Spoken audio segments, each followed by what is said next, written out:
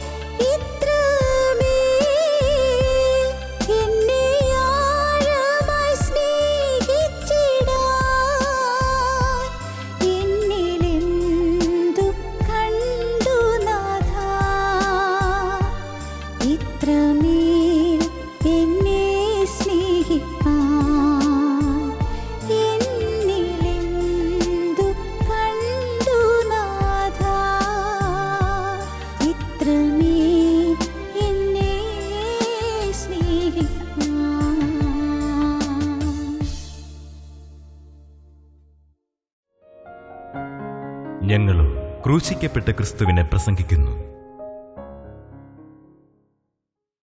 ദൈവ തിരുനാമത്തിന് മഹത്വം ഉണ്ടാകട്ടെ. നോഹ ദൈവത്തോടു കൂടെ നടന്നു. ദൈവത്തോട് നടക്കുക, ദൈവത്തോട് നടക്കുന്നത് എങ്ങനെയെന്ന് നാം എഫേസ് ലേഖനത്തിൽ നിന്ന് പഠിച്ചു വരികയായിരുന്നു. നാം എങ്ങനെ നടന്നവരായിരുന്നു? നാം അതിക്രമങ്ങളിലും പാപങ്ങളിലും മരിച്ചു കിടന്നപ്പോൾ നാം ഈ ലോകത്തിൻ്റെ കാലഗതി അനുസരിച്ച് നടന്നവരായിരുന്നു. അതിക്രമങ്ങളിലും പാപങ്ങളിലും മരിച്ചു കിടന്നപ്പോൾ നാം പിശാചിൻ്റെ ഇഷ്ടപ്രകാരം നടന്നവരായിരുന്നു. അതിക്രമങ്ങളിലും പാപങ്ങളിലും മരിച്ചു കിടന്നപ്പോൾ നാം ജഡമോഹങ്ങളിൽ നടന്നവരായിരുന്നു. ജഡത്തിൻ്റെ മനോവികാരങ്ങൾക്കും ചേർന്നതുപോലെ നടന്നവരായിരുന്നു. എന്നാൽ കരുണാസമ്പന്നനായ ദൈവമോ നമ്മെ ഉയർത്തെഴുന്നേൽപ്പിച്ച് ക്രിസ്തുവിനോടുകൂടെ സ്വർഗത്തിൽ ഇരുത്തുകയും ചെയ്തു. സ്വർഗത്തിൽ ഇരുത്തി.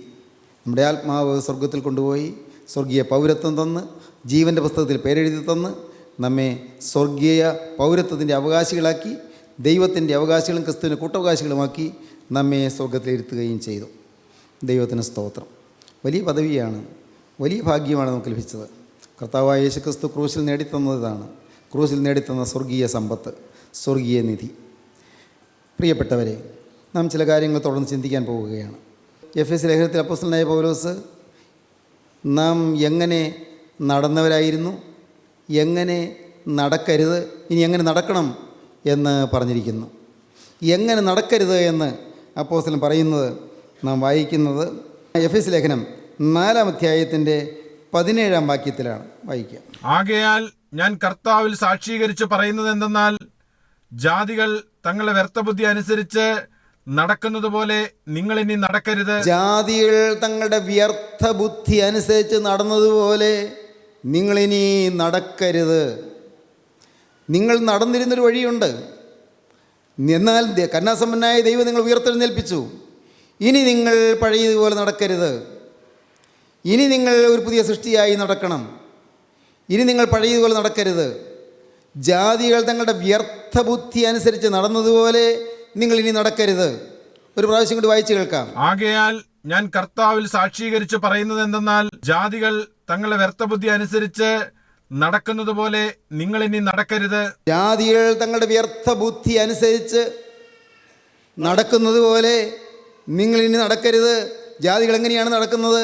അതൊന്നുകൂടി എടുത്തു പറയുന്നു. അവർ അന്ധബുദ്ധികളായി, ബുദ്ധിക്ക് അന്ധത വന്നതുപോലെ, ഒരു സുബോധമില്ലാത്തതുപോലെ, കണ്ണുകാഴ്ചയില്ലാത്തതുപോലെ അവർ അന്ധബുദ്ധികളായി, ബുദ്ധിക്ക് അന്ധത ബാധിച്ചവരായി, ബുദ്ധിയിൽ ഇരുൾ വ്യാപിച്ചവരായി, ബുദ്ധിയിൽ കാഴ്ച മങ്ങിയവരായി അവർ അന്ധബുദ്ധികളായി. അജ്ഞാന നിമിത്തം ഹൃദയകാഠിന്യ നിമിത്തം തന്നെ ദൈവത്തിന്റെ ജീവനിൽ നിന്ന് അകന്നാണ് ജാതികൾ ജീവിക്കുന്നത്. ദൈവത്തിന്റെ ജീവനിൽ നിന്ന് അകന്ന് മനം തഴമ്പിച്ചു പോയവരാണ്. അതുപോലെ നിങ്ങൾ നടക്കരുത്. നിങ്ങൾ അന്ധബുദ്ധികളായി നടക്കരുത്. നിങ്ങൾ മനം തഴമ്പിച്ചു പോയവരായി നടക്കരുത്. നിങ്ങൾ ദൈവത്തിന്റെ ജീവനിൽ നിന്ന് അകന്ന് നടക്കരുത്. നിങ്ങൾ ആകയാൽ അത്യാഗ്രഹത്തോടെ സകല അശുദ്ധിയും പ്രവർത്തിപ്പാൻ ദുഷ്കാമത്തിന് തങ്ങളെ തന്നെ ഏൽപ്പിച്ചിരിക്കുന്നു. അത്യാഗ്രഹമായി നടന്നവരാണ് ജാതികൾ. അതുപോലെ നിങ്ങൾ നടക്കരുത്. അത്യാഗ്രഹത്തോടെ നടക്കരുത്. മാത്രമല്ല, സകല അശുദ്ധിയും പ്രവർത്തിപ്പാൻ ദുഷ്കാമത്തിന് തങ്ങളെ തന്നെ ഏൽപ്പിച്ചിരിക്കുന്നു. സെക്ഷുവൽ സിന്നിന് തങ്ങളെ തന്നെ ഏൽപ്പിച്ചിരിക്കുന്നു. ലൈംഗിക പാപത്തിന് തങ്ങളെ തന്നെ വിട്ടുകൊടുത്തിരിക്കുന്നു.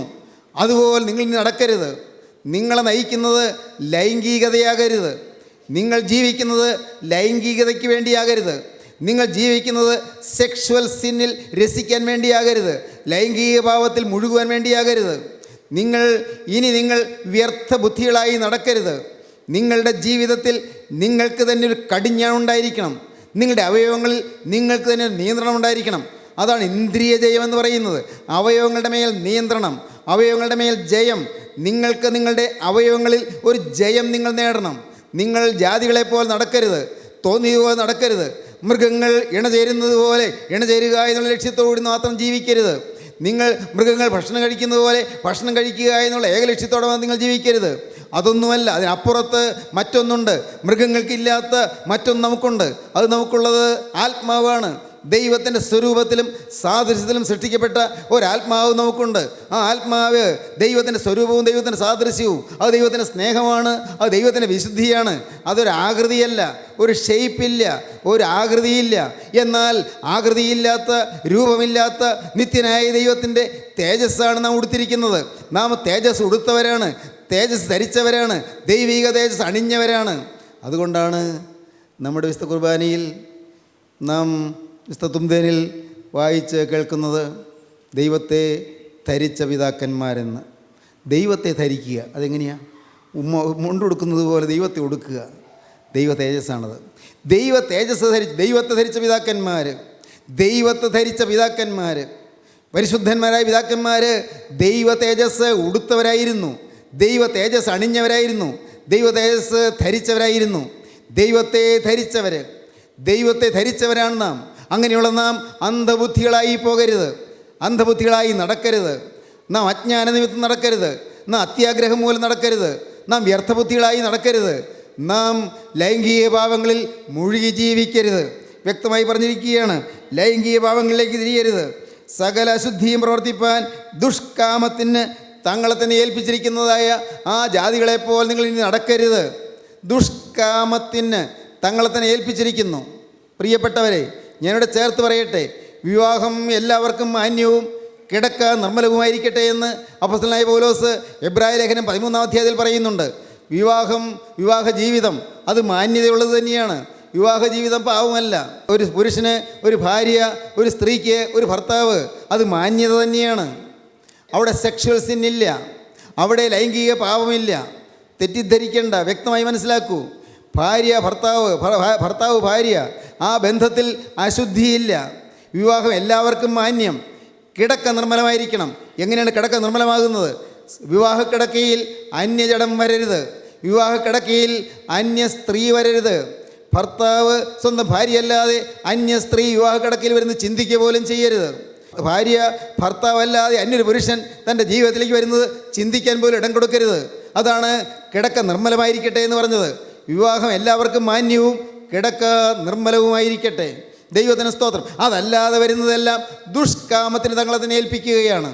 അങ്ങനെ ഏൽപ്പിക്കുന്നത് ഇനി നിങ്ങളുടെ ജീവിതത്തിൽ ഉണ്ടാകരുത്. ദൈവത്തിന് സ്തോത്രം. ഒന്നുകൂടി വായിക്കാം 17-ാം വാക്യം മുതൽ. ആകയാൽ ഞാൻ കർത്താവിൽ സാക്ഷീകരിച്ച് പറയുന്നത് എന്തെന്നാൽ, ജാതികൾ തങ്ങളുടെ വ്യർത്ഥബുദ്ധി അനുസരിച്ച് നടക്കുന്നത് പോലെ നിങ്ങൾ ഇനി നടക്കരുത്. അവർ അന്ധബുദ്ധികളായി അജ്ഞാന നിമിത്തം ഹൃദയ കാഠിന്യ നിമിത്തം തന്നെ ദൈവത്തിന്റെ ജീവനിൽ നിന്ന് അകന്ന് മനം തഴമ്പിച്ചു പോയവരാകയാൽ അത്യാഗ്രഹത്തോടെ സകല അശുദ്ധിയും പ്രവർത്തിപ്പാൻ ദുഷ്കാമത്തിന് തങ്ങളെ തന്നെ ഏൽപ്പിച്ചിരിക്കുന്നു. തഴമ്പിച്ചു പോയി. തഴമ്പിൽ ബ്ലേഡ് കൊണ്ട് വരഞ്ഞാൽ വേദനിക്കുകയില്ല. തഴമ്പിച്ചു പോയി. അനേകരുടെ ഹൃദയം തഴമ്പിച്ചിരിക്കുകയാണ്.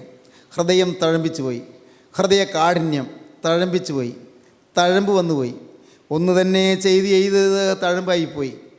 ഒരു കാര്യം തന്നെ പ്രവർത്തിച്ച് തഴമ്പായിപ്പോയി. ഒരേ പാവം ആവർത്തിച്ച് തഴമ്പായിപ്പോയി. ഒരേ തിന്മയിൽ ജീവിച്ച് തഴമ്പായിപ്പോയി. തഴമ്പിൽ ഒരു സൂചി കൊണ്ടാൽ അവിടെ വേദനിക്കുകയില്ല. ബ്ലേഡ് കൊണ്ട് മുറിഞ്ഞാൽ വേദനിക്കുകയില്ല. കാരണം അത് സെൻസ്ലെസ് ആയിപ്പോയി. അത് സെൻസ് നഷ്ടപ്പെട്ടു പോയി. പ്രിയപ്പെട്ടവരെ, ഇന്ന് അനേകരിങ്ങനെയാണ്. പാപത്തെക്കുറിച്ചെല്ലാം കേൾക്കുമ്പോൾ അവർക്ക് ചെടിപ്പാണ്, അവർക്ക് മടുപ്പാണ്.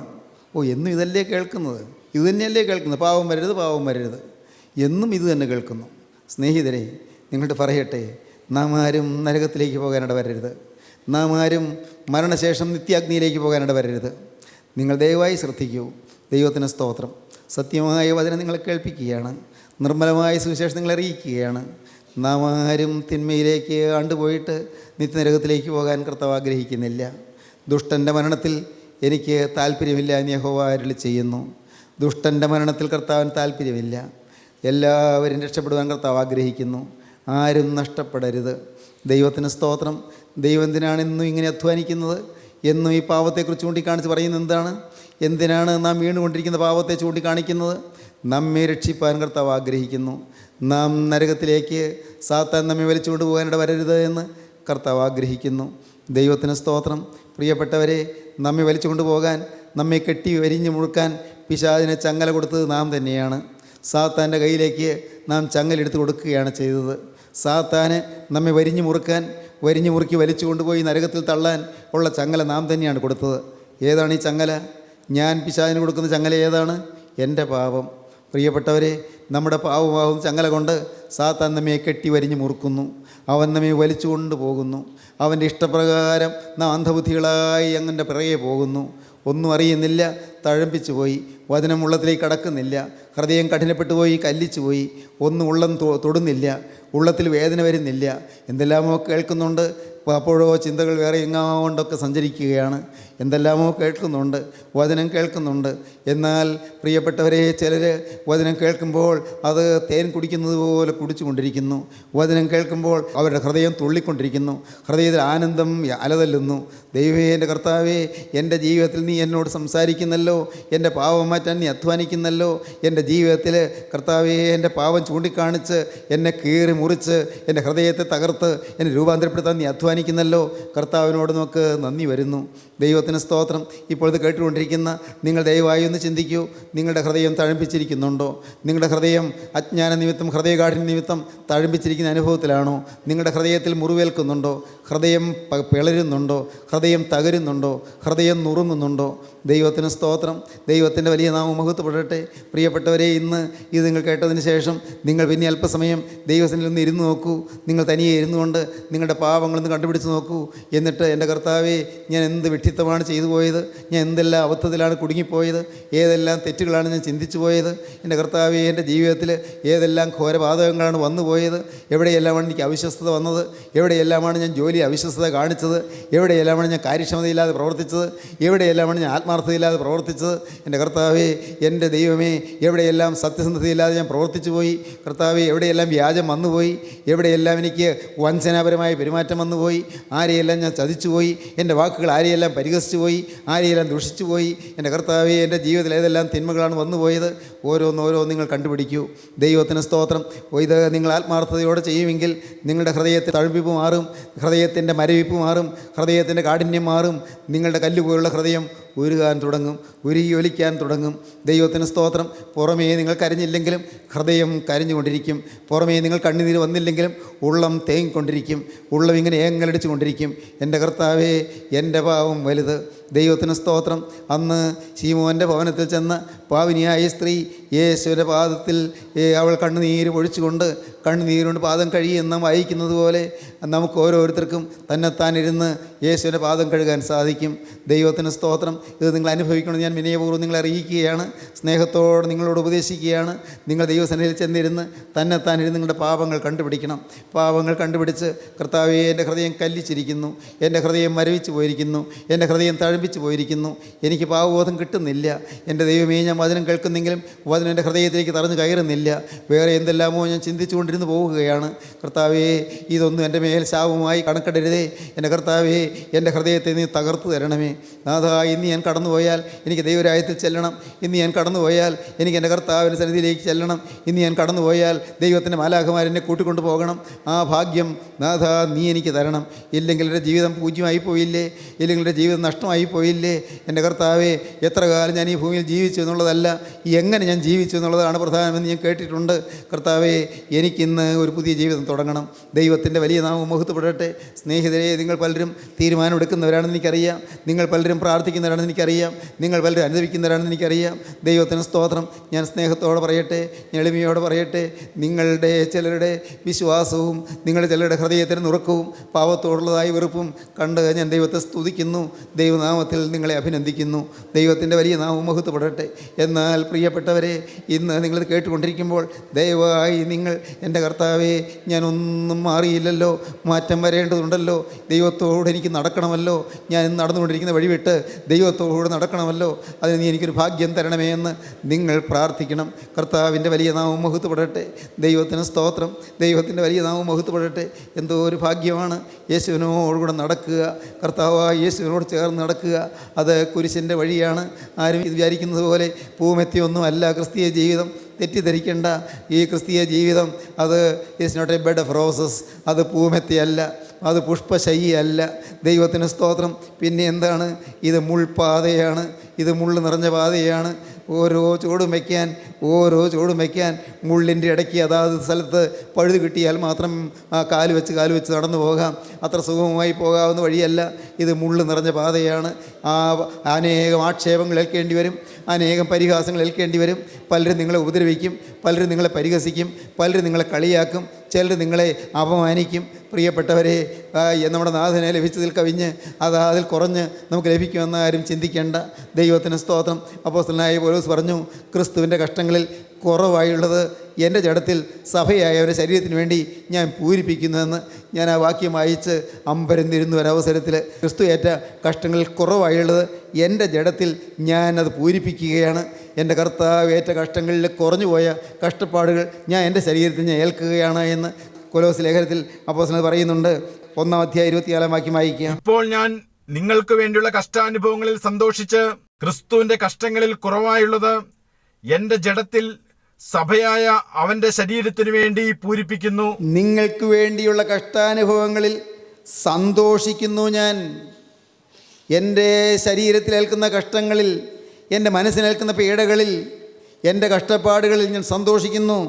നിങ്ങൾക്ക് വേണ്ടിയുള്ള കഷ്ടാനുഭവങ്ങളിൽ സന്തോഷിച്ച് ക്രിസ്തുവിൻ്റെ കഷ്ടങ്ങളിൽ കുറവായുള്ളത് എൻ്റെ ജഡത്തിൽ സഭയായ അവൻ്റെ ശരീരത്തിന് വേണ്ടി ഞാൻ പൂരിപ്പിക്കുന്നു, ഞാൻ പൂർത്തീകരിക്കുന്നു. ദൈവത്തിന് സ്തോത്രം. അപ്പോസ്തലൻ്റെ നിലവാരം എന്താണ്? സെൻറ്റ് പോൾ പറഞ്ഞ നിലവാരം എന്താണ്? ആ നിലവാരത്തിലേക്ക് എത്താൻ നാം ഇനി എത്ര കാതങ്ങൾ നടക്കണം, എത്ര മൈലുകൾ സഞ്ചരിക്കണം, എത്രമാത്രം നാം മുന്നോട്ട് പോകണം. നാം ആരും ഒന്നും ആയില്ല പ്രിയരെ. നാം ക്രിസ്തീയ ജീവിതം തുടങ്ങിയിട്ട് പോലില്ലെന്ന് എനിക്ക് തോന്നുന്നു.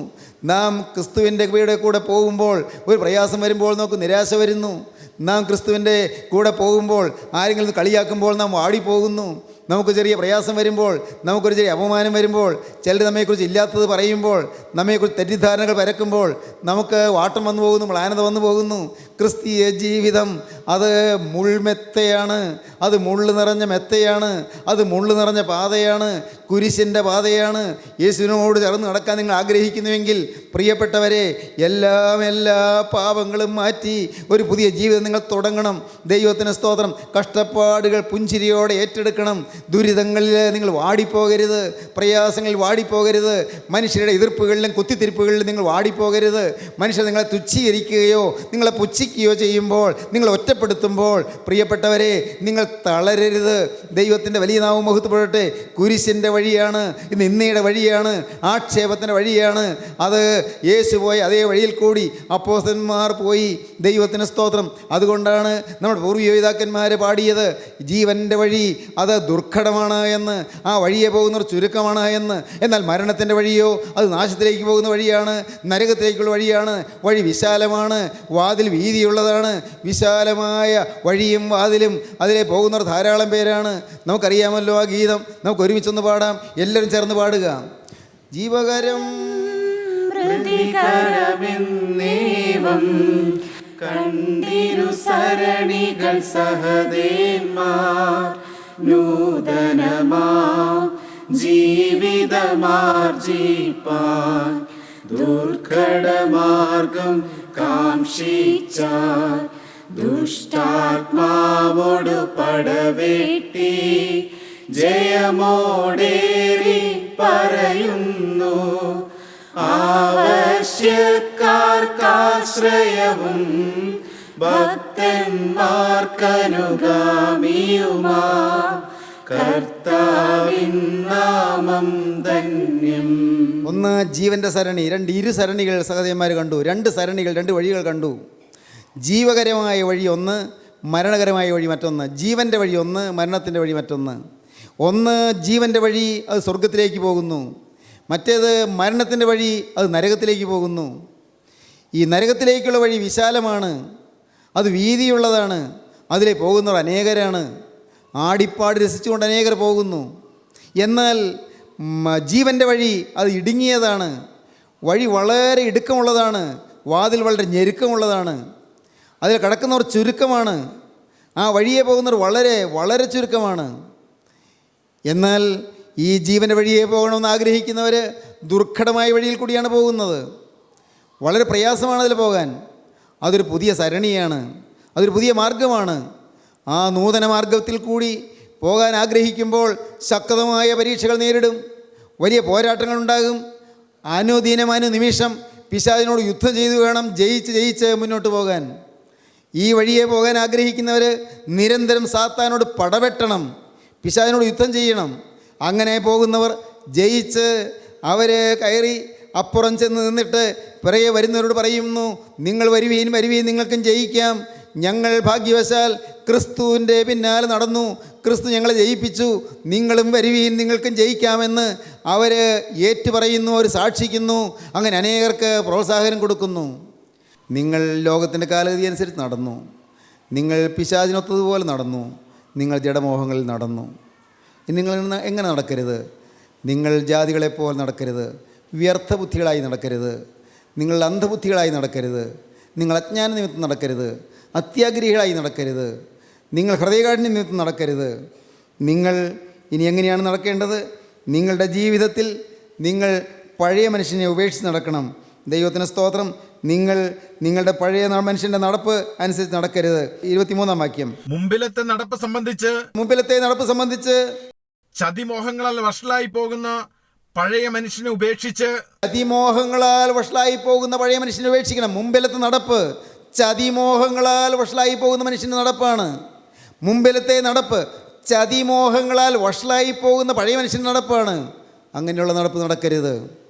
ദൈവത്തിന് സ്തോത്രം. സഹോദരങ്ങളെ, ഇന്നത്തെ ചിന്തകളെ ഞാൻ നിർത്താൻ നോക്കട്ടെ. നിങ്ങളെന്ത് പറയുന്നു? നിങ്ങളുടെ ജീവിതത്തിൽ നിങ്ങൾക്ക് ദൈവത്തോട് നടക്കണമെന്ന് ആഗ്രഹമുണ്ടോ? ഹാനോക്ക് ദൈവത്തോടു കൂടെ നടന്നു. നോഹ ദൈവത്തോടുകൂടെ നടന്നു, അബ്രഹാം ദൈവത്തോടുകൂടെ നടന്നു, മോശ ദൈവത്തോടുകൂടെ നടന്നു. ഈ തലമുറയിൽ കർത്താവേ, ഈ ദേശത്ത് ഞാൻ താമസിക്കുന്നിടത്ത്, ഞാൻ പ്രവർത്തിക്കുന്നിടത്ത് എനിക്ക് ദൈവത്തോടുകൂടെ നടക്കണം. നിങ്ങൾക്ക് ദൈവത്തോട് ഇപ്പോൾ നിങ്ങൾ പറയാൻ തോന്നുന്നുണ്ടോ? ഈ തലമുറയിൽ കർത്താവേ, ഈ കാലയളവിൽ, ഈ ആധുനിക യുഗത്തിൽ, ലോകം അതിൻ്റെ അവസാനത്തോടെടുക്കുന്ന കാലയളവിൽ കർത്താവേ, എൻ്റെ ഈ പ്രായത്തിൽ, ഞാനായിരിക്കുന്ന ഈ പ്രായത്തിൽ എനിക്കിനി എൻ്റെ ദൈവത്തോടു കൂടെ ഒന്ന് നടക്കണം. കർത്താവേ, അതിനായിട്ട് നിൻ്റെ കൃപ എനിക്ക് തരുമോ? അതിനായിട്ട് നിൻ്റെ തിരുരക്തത്തിൻ്റെ മുദ്ര എനിക്ക് തരുമോ? അതിനായിട്ട് തിരുരക്തത്തിൻ്റെ അടയാളം നീ എനിക്ക് തരുമോ? ഗോകുൽത്തായിൽ ചിന്തിയ ആ തിരുരക്തം, കർത്താവെ കുരിശിൽ കൂടി വാർന്നൊലിച്ച ആ തിരുരക്തം, എൻ്റെ നാഥ നിൻ്റെ തിരുവിലാവിൽ നിന്ന് ഒഴുകി വന്ന ആ തിരുരക്തം, എൻ്റെ സകല പാവവും പോക്കുന്ന ആ തിരുരക്തം ഇപ്പോൾ എനിക്കൊരു മുദ്രയായി അണിയിച്ചു തരണമേ. ആ മുദ്ര തന്നെ എന്നെ എഴുന്നേൽപ്പിക്കണമേ. നിങ്ങൾ പ്രാർത്ഥിക്കുമോ? നിങ്ങൾക്ക് പുതിയ ജീവൻ തുടങ്ങാൻ പറ്റുമോ? ഇപ്പോൾ നിങ്ങൾ എന്ത് പറയുന്നു? ആരെല്ലാം ഇപ്പോൾ ദൈവത്തോട് പറയുന്നുണ്ട്? ആരും കൈപൊക്കൊന്നും വേണ്ട, ആരും എഴുന്നേറ്റ് നിൽക്കണ്ട, ഇരിക്കുന്നിടത്ത് തന്നെ ഇരുന്നുള്ളൂ. നിങ്ങളുടെ ഹൃദയത്തിൽ രൂപപ്പെട്ട് വരുന്നുണ്ടോ ഏതെങ്കിലും തീരുമാനങ്ങൾ? ഉള്ളിലൊരു സമർപ്പണം വരുന്നുണ്ടോ? എൻ്റെ കർത്താവേ, ഈ ആയുസ്സിൽ, ഈ തലമുറയിൽ, എൻ്റെ ഈ പ്രായത്തിൽ എനിക്ക് ഇന്ന് മുതൽ എൻ്റെ ജീവനുള്ള ക്രിസ്തുവിനോടുകൂടെ നടക്കണം. എൻ്റെ വീണ്ടെടുപ്പുകാരനോട് ചേർന്ന് നടക്കണം. എൻ്റെ രക്ഷകനായ മിശിഹാ തമ്പുരാനോട് ചേർന്ന് നടക്കണം. എൻ്റെ ജീവനായ യേശുവിനോട് ചേർന്ന് നടക്കണം. എൻ്റെ കരുണാസമ്പന്നനായ യേശുവിനോട് ചേർന്ന് നടക്കണം. എൻ്റെ പാവം പോക്കാൻ കുരിശിൽ മരിച്ച രക്ഷകനോട് ചേർന്ന് നടക്കണം. എൻ്റെ പാവത്തിന് പരിഹാരമായി ക്രൂശിൽ ജീവൻ അർപ്പിച്ച രക്ഷകനോട് ചേർന്ന് നടക്കണം. എനിക്ക് ജീവൻ തരാൻ വേണ്ടി കുരിശിൽ ജീവൻ അർപ്പിച്ച രക്ഷകൻ്റെ സാക്ഷിയായി എനിക്ക് നടക്കണം. യേശുവേ, നിന്നോട് ചേർന്ന് നടപ്പാൻ എനിക്ക് ഭാഗ്യം തരണം. പ്രാർത്ഥിക്കുവീൻ പ്രിയപ്പെട്ടവരെ, യാചിപ്പീൻ പ്രിയപ്പെട്ടവരെ, ദൈവകരങ്ങളിലേക്ക് നിങ്ങൾ ഏൽപ്പിക്കുവീൻ. നമുക്ക് പ്രാർത്ഥിക്കാം. സ്നേഹവാനേ, മഹാപരിശുദ്ധനായ ഞങ്ങളുടെ സ്വർഗീയ പിതാവേ, ഈ അനുഗ്രഹീത നിമിഷങ്ങൾക്കായി ഞങ്ങൾ നിന്നെ സ്തുതിക്കുന്നു. തിരുവചനങ്ങൾക്കായി ഞങ്ങൾ നിന്നെ സ്തുതിക്കുന്നു. കർത്താവേ, ദൈവത്തോടെ നോഹ നടന്നതുപോലെ ഞങ്ങൾക്ക് നടപ്പാൻ ഭാഗ്യം തരണമേ. ദൈവത്തോടെ ഹാനോക്ക് നടന്നതുപോലെ ഞങ്ങൾക്കും ദൈവത്തോട് നടപ്പാൻ ഭാഗ്യം നൽകണമേ. എൻ്റെ നാഥ, നിന്നോട് ചേർന്ന് നടപ്പാൻ ഞങ്ങളെ അവിടെ നിന്ന് യോഗ്യരാക്കി തീർക്കണമേ. അതിനുള്ള വിശുദ്ധി ഞങ്ങൾക്ക് തരണമേ. അതിനുള്ള ദൈവസ്നേഹം ഞങ്ങൾക്ക് തരണമേ. എല്ലാവരെയും അനുഗ്രഹിക്കണമേ.